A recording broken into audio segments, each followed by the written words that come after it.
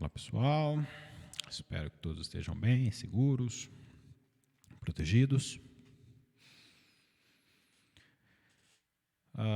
Esse vídeo é referente a 13 de maio de 2020. A gente vai seguir com o estudo do ensemble canônico, seguindo como referência ao livro do Hill, An Introduction to Statistical Thermodynamics.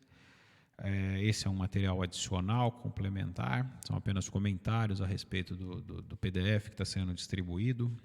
E lembrando que o conteúdo principal é o PDF e essa é a referência apontada, assim como as referências complementares que constituem a ementa do nosso curso. E aproveito para informar também que eu estou à disposição no Google Classroom, que é onde nós estamos centralizando todas as nossas atividades, no e-mail e via Google Hangout Meeting. E é isso aí. Vamos seguir então. Hoje a gente está fazendo a continuação 02, né? Terceiro conteúdo visando apresentar o ensemble canônico. Lembrando que a gente parou no que é essa equação 1, onde a gente entendeu que por Alep ser um número que tende a infinito, a gente está tendo uma aproximação que na verdade é exata. Tá? Então, nessa equação, a gente já pode aplicar o método dos multiplicadores de Lagrange ou o método dos multiplicadores indeterminados, lembrando que esses multiplicadores, essa técnica ela é inserida porque a gente precisa encontrar o valor de n máximo, né, de ln, não de n máximo, mas do valor de ômega máximo, né? O ômega pro n máximo, e que esse valor não pode ser qualquer valor, ele tem que ser um valor que esteja associado com as restrições que nós estamos colocando ou impondo para o nosso sistema. E aí esses vínculos, né, essas restrições que a gente está colocando, elas consistem que o somatório das distribuições, né, do meu sistema, o somatório de réplicas deve ser igual, o somatório dos sistemas tem que ser igual ao número de réplicas do meu sistema, né? E que o somatório das energias das réplicas tem que ser igual à energia total do meu hipersistema. Então, com isso, a gente já pode usar o método dos multiplicadores de Lagrange, lembrando que esse método consistia em introduzir a função restrição no meu sistema com multiplicadores e então fazer uma derivada e igualar a zero, porque a gente está buscando o termo máximo, né?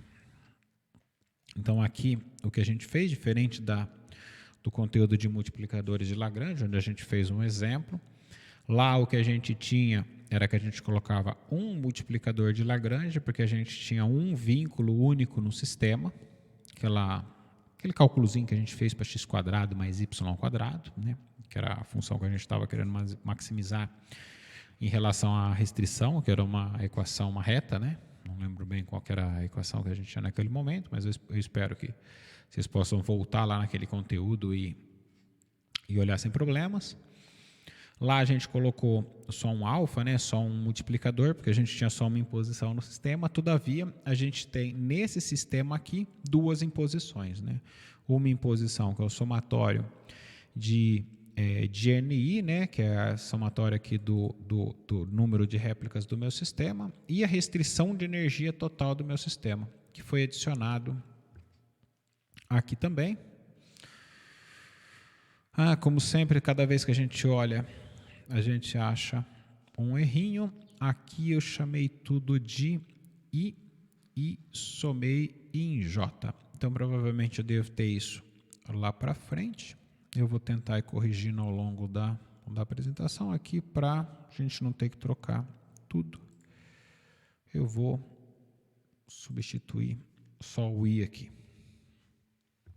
Bom, vamos lá.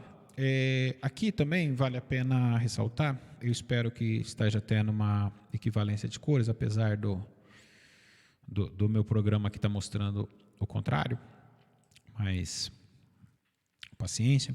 Quando eu coloco um conteúdo colorido, aqui o que eu vejo na tela do meu computador para a equação 3, por exemplo, é a cor azul, mas pode ser que alguns vejam vermelho, mas o que eu quero dizer é que quando eu faço essa troca da cor preta por alguma outra cor, o que eu estou informando para vocês indiretamente é que nesse momento eu estou fazendo as contas que estão sendo omitidas pelo livro, tá? Só isso. Então tá, vamos lá. E claro, gente, aqui o volume de contas é um pouco alto, né? Muitos caracteres para digitar, então se alguém achar um errinho, alguma outra coisa, tal, me comunica, eu corrijo o PDF, não tem problema nenhum, tá? Sempre uma coisa ou outra pode acabar passando. Bom, vamos lá. Então, aqui a gente está no método dos multiplicadores. O que a gente precisa fazer é aplicar a diferenciação, né? Só que aqui a gente tem alguns casos onde a gente tem um produto, porque a gente está partindo dessa equação aqui de cima, substituiu, então no lugar do ln de ômega t de n, a gente está substituindo o valor da equação de partida, né, equação 1 aqui, e aí a gente está usando o método da regra do produto, da derivada, também conhecida como lei de Leibniz, identificando que existem derivadas de constantes, a derivada de uma derivada de n, né, ele vai ser igual a 1. O que eu quero dizer com isso? Eu quero dizer, por exemplo, quando eu faço essa derivada aqui do primeiro termo, né, somatório de NI, isso aqui vai ser igual a somatório de todo mundo que vai acabar dando zero, né, mais o somatório de NI em NI, né, que vai acabar dando a derivada de NI por NI, que vai acabar dando 1. Então, é a hora que eu estou falando que eu estou identificando as derivadas das constantes. Então, a regra do produto é a derivada do primeiro vezes o segundo, mais a derivada do segundo vezes o primeiro. É o que está apresentado nessa equação aqui sem número. E aí, o que nós vamos fazer nessa brincadeira aqui é levar em consideração que quando eu estou usando um número de réplicas tendendo ao infinito, eu vou estar tendo a ocorrência do termo máximo.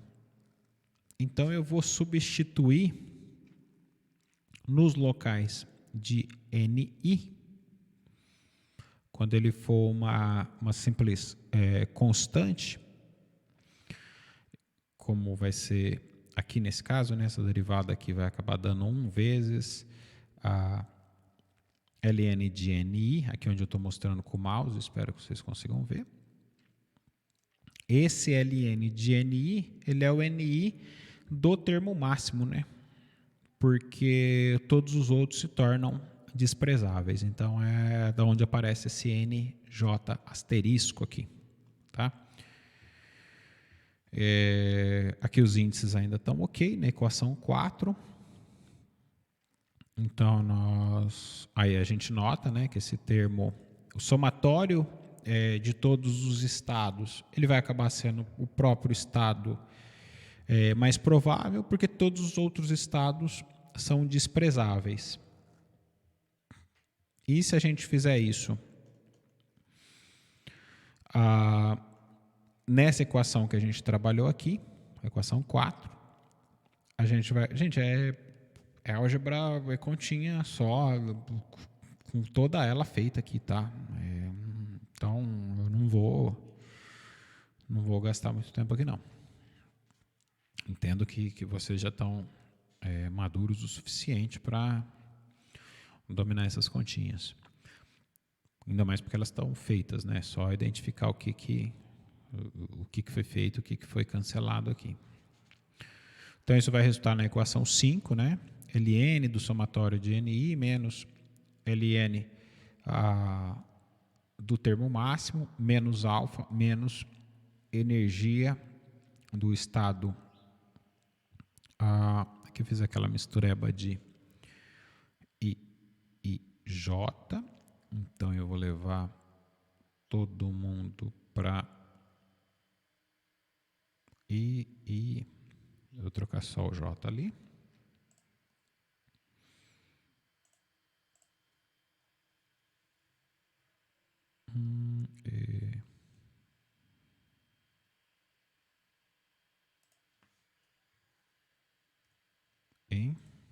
Pronto.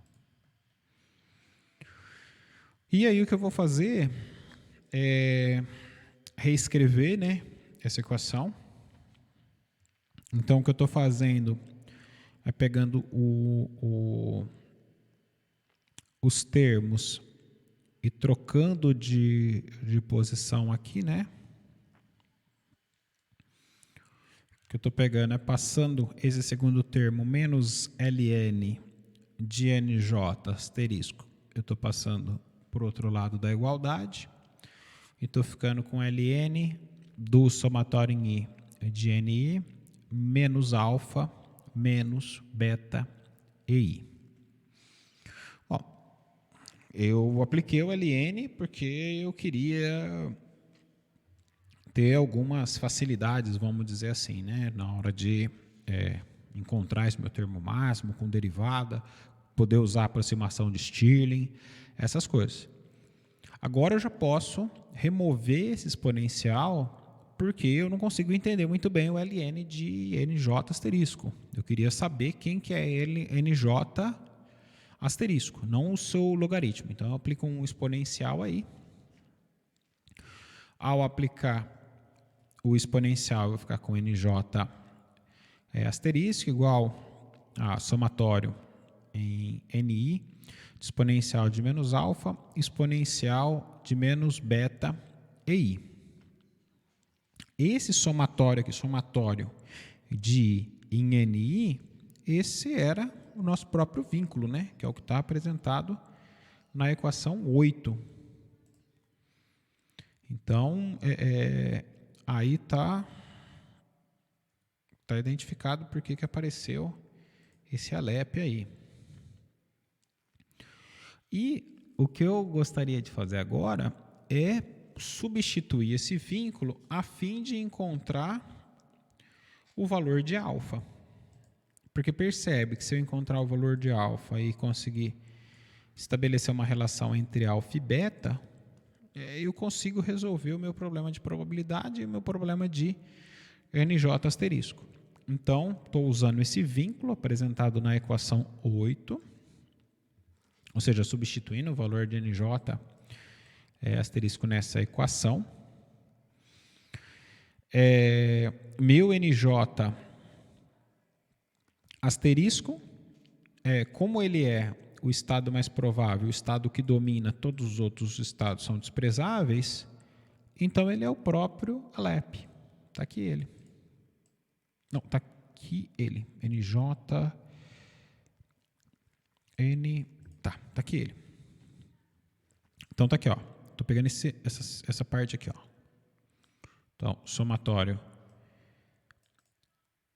de Ni, então acaba sendo somatório de somatório de Ni, acaba sendo somatório de N, exponencial de menos alfa, exponencial de menos beta, EJ.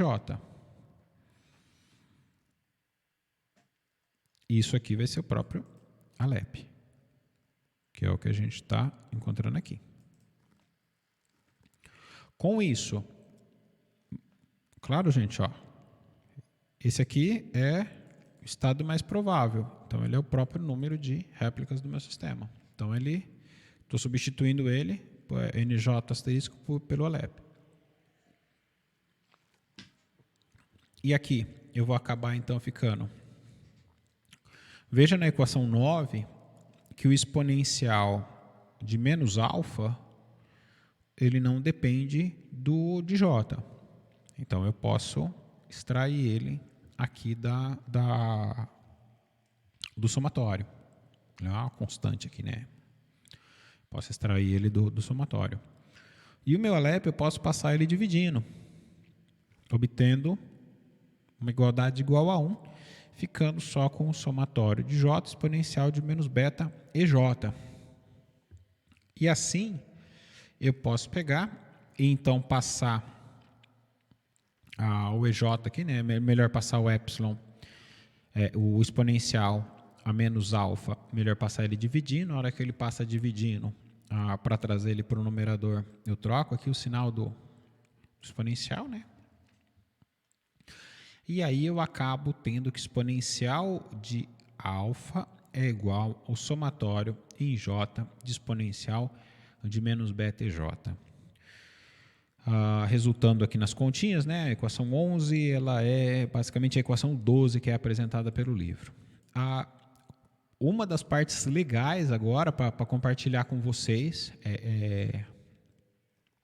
que é o seguinte: esse exponencial de alfa ele vai ser, de certa forma, a soma de todos os estados por esse beta aqui que a gente vai tentar descobrir o que é. Então, eu adianto para vocês, só para adiantar, para já se familiarizando, mas é algo que vai ser discutido mais lá na frente. Esse termo aqui que a gente encontrou, ele vai ser a função de partição do meu sistema, que daqui para frente a gente vai começar a tratar só pelo termo à frente da igualdade aqui, somatório de J exponencial de menos beta EJ. Bom, perceba que a primeira restrição que eu tinha no sistema, o primeiro vínculo que foi imposto no meu sistema, conseguiu estabelecer para mim uma relação entre alfa e beta. Então, agora, para conseguir resolver o problema inteiro, eu preciso usar a segunda restrição que eu tinha no sistema, que é a restrição que envolve a energia total. Então, a gente vai usar a segunda restrição e vai substituir o valor de NJ nessa equação. Então, a gente está simplesmente repetindo o mesmo passo que a gente fez aqui na equação 7. Vou voltar aqui. Dá um tempinho, né? Equação 7. A gente está agora fazendo a substituição do segundo vínculo para conseguir encontrar o que deveria ser a resolução do problema de beta. Bom, vamos lá. Então, a gente fez a substituição aqui, né? De novo, tirou o somatório. E com isso, a gente acaba tendo que... Aqui é o seguinte, né? Perceba que no lugar de exponencial de menos alfa, eu calculei aqui na equação 12 o que era o exponencial de alfa. Então, eu sei o que é o exponencial de menos alfa, né? É esse somatório aqui com o sinal aqui do exponencial trocado. E aqui, algumas pessoas vão falar, mas de onde surgiu esse segundo somatório? Esse segundo somatório surgiu aqui da troca de exponencial de alfa, porque exponencial de alfa é o somatório. Então, está aqui, né, exponencial de mais, no lugar de alfa, exponencial de mais beta EJ, que multiplica exponencial de menos beta EJ vezes EJ, sendo igual à energia total, substituição no vínculo. Esse Alep que está aqui, eu posso passar ele dividindo para o lado de cá. Ao passar esse Alep dividindo para o lado de cá, eu acabo tendo energia total dividido pelo número de réplicas, e isso me fornece a energia média do meu sistema. Ou seja, essa vai ser o caminho que eu vou conseguir comparar os cálculos que eu estou fazendo em física e estatística com os resultados que eu conheço de termodinâmica. Então, fantástico, né? E o mais legal é que eu acabo tendo aqui esses somatórios, né? Um somatório era desse EJ. Aqui até poderia, né, ter colocado como esse somatório, o segundo somatório da equação 15, eu poderia ter substituído esse J por I e deixado esses dois termos com I, mas esses dois termos com J, mas depois como eles vão ser separados aqui em numerador e denominador, e a maioria dos livros coloca esse somatório aqui dessa maneira, os dois variando em J, né? Então eu preferi seguir o que a maioria dos livros fazem. E aqui a parte interessante é que se eu pegar e olhar para esse cara aqui, né, somatório de J, ou seja, somatório de todos os sistemas com essa grandeza J em relação à energia J, dando isso aqui por N, eu começo a entender também, se eu conseguir fazer uma abstração aqui, que eu já tenho relações de probabilidade sendo dadas aqui. Ou seja, o numerador está me dando qualquer evento desejado. E o denominador, perceba que esse denominador é o que eu falei para vocês, que era a função de partição. Então, a função de partição, associando ela ao conjunto partição, que a gente deve ter visto lá na segunda, terceira aula, ela me traz todas as possibilidades do meu sistema, né, do meu conjunto, por meio de subconjuntos que não se repetem nesse conjunto. Ou seja, é o que eu tenho aqui, né, meus somatórios de J, a indexação aqui, então, desse J é do meu conjunto, de cada uma das minhas partições do conjunto, e por isso que eu chamo essa equação de partição. E vamos lembrar, né, lá que função é aquele elemento, é aquela ferramenta matemática que estabelece a relação entre conjuntos, tudo mais, então eu não preciso entrar nessa brincadeira, acho que todo mundo já dominou esse assunto. Ou seja, a equação 16 me dá então a energia média desse sistema que eu estou avaliando. E o que a gente vê, que a parte mais interessante, é que o Alep desaparece nas duas equações. E o que é fantástico, né? O que leva para a gente a maravilha que é o uso da hipótese ergódica. Na equação 17, ele me dá beta como uma função implícita de E, N e V, já que as energias EJ elas são funções de N e V. A gente vai ver isso com detalhe, vai explicitar isso com detalhe em breve. A equação 12, ela vai dar para a gente os termos de beta como N e V. Todavia, independente da variável de interesse, que são NV e T, mais que NV e E médio. Ou seja, aqui o próximo passo ainda vai acabar sendo estabelecer essa dependência entre E e T e ainda estabelecer a conexão entre a física estatística e a termodinâmica, que deve dar para a gente a conexão, já adiantando, né? A conexão entre beta e a temperatura.